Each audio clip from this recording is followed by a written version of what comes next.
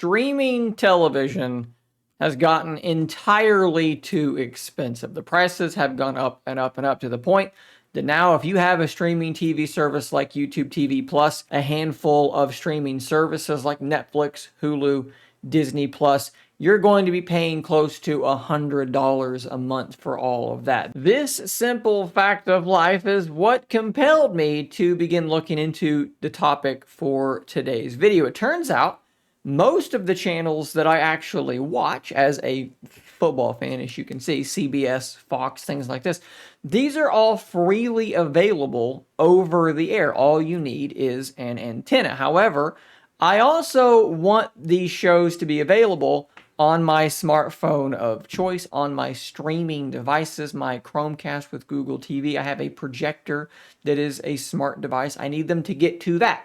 So how do you take over-the-air free television and then be able to get that on the internet and then stream it to your smart devices without breaking the bank? Now, guys, I don't know how well this is going to work. As I'm filming part one of this, which it's going to be all one video, but as I'm filming this beginning of the video, I have not completed this process. So you're going to see kind of in real time how this actually is working for me. So step one was to run on down to my local Home Depot, and this is the antenna that I grabbed. This thing is $49.98. It was relatively simple to assemble, very, very lightweight, like super duper lightweight compared to what I was expecting based on its appearance.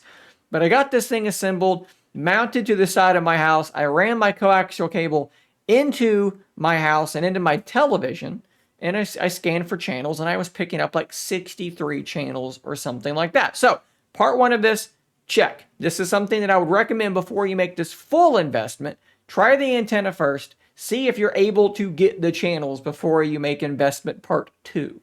And maybe you don't even need to do part two, right? Like maybe you just don't realize that HD free television is available and that's all you need is it on your TV. Maybe you're not like me and you don't need to be able to stream it to other devices. A cheap antenna like this may absolutely solve your problem. Your TV has an antenna port you can screw that coaxial cable into and you would be good to go. But I wanted to take it a step further. So what I did is I jumped over to Amazon and I purchased this device here, the Air TV 2.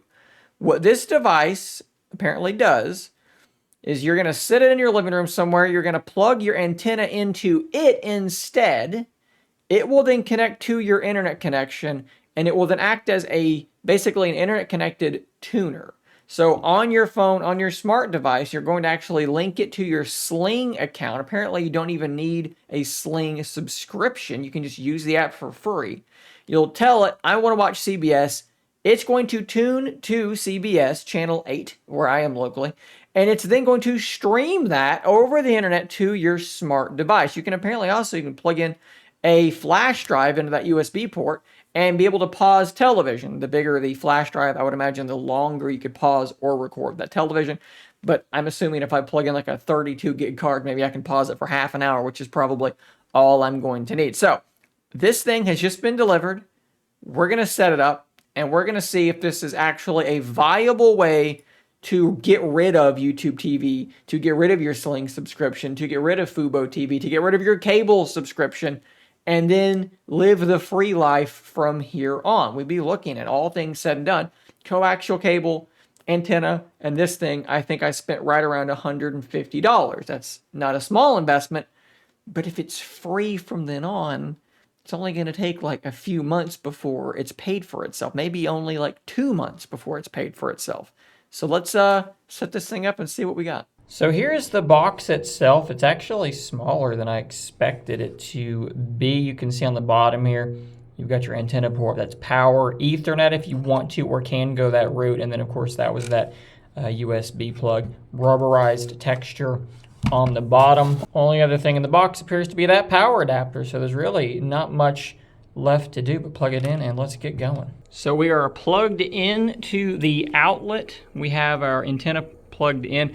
I do want to say that the actual power brick itself is huge and it may take up 2 plugs on like a power strip. So that's a little bit annoying, but we should be able now to switch to the app and begin setup. So now what we need to do is let's open up the Sling app and we should be able to do the setup there. So I believe you go to your account up in the top right hand corner You then go to local channels and then connected device. You should see set up Air TV there. We are using an Air TV 2. We are using an outdoor antenna, and we're just going to leave that alone. Let's correct the zip code there. Make sure you put in your correct zip code. Let's find a place for these things. Your Air TV and antenna don't need to be placed next to your TV. Point your antenna towards your nearest broadcast tower. Place Air TV in range of your home router. Great. We've already done all this. Already done this step. How would you like to connect? We're going to try Wi-Fi first. We've already powered it up. We do have that solid green light. Wi-Fi light should start blinking. Let me go look. Yes, indeed, it is blinking. Let's click on next. So this should now connect to the Air TV. We have found it. And we're going to let it open up with the wireless settings. And I guess we actually have to connect to the Air TV. So I'm going to enter my Wi-Fi password. This should allow it to then connect to my home network. It's asking us to connect back to our home network again, I think. Congratulations, it is successfully joined. Okay, so this might be some sort of like a system update or something like that. Okay, now we're going to scan for channels. Hopefully, we find about 63 some odd channels. Again, like my television was able to find. We're going to skip through this and get to the end here. It actually was able to find 68 some odd channels, which are quite a few. Personalize my guide now. We won't do that for now. We're just going to go ahead and go to the next option. And we should be done. So now I guess what I do is, here we go, my local channels. So just as easy as that, let's turn on WVLT News. This is my local CBS affiliate.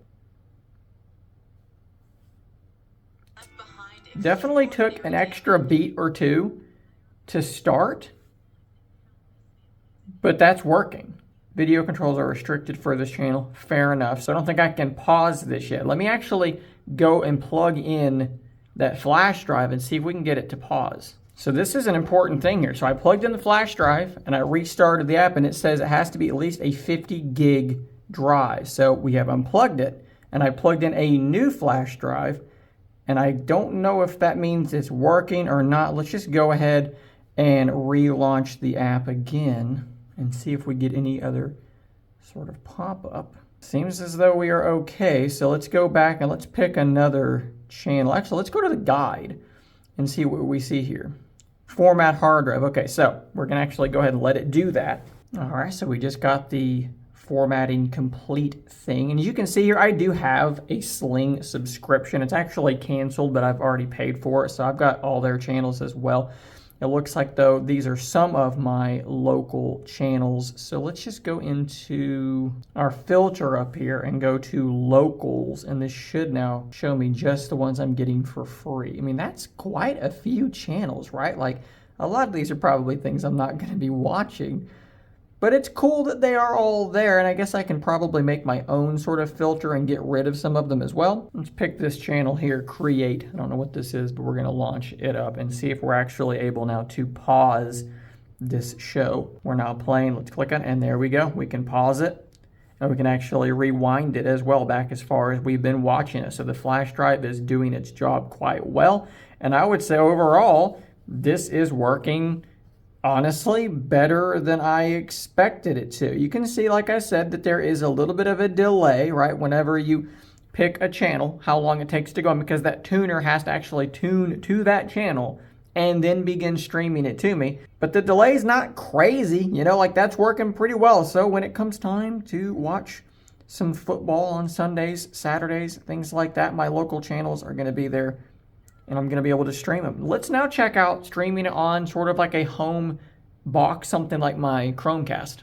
So here we are on my Chromecast. We're going to go down to the guide. Important to remember as I'm doing this, that this thing only has one tuner, which means you can only be watching this one stream at a time. So your other channels that are streaming channels, like real streaming channels from Sling, you can watch them on multiple different devices. With these that are actually being streamed from your antenna locally, you can only watch these on one device at a time. So let's try this out. CBS once again.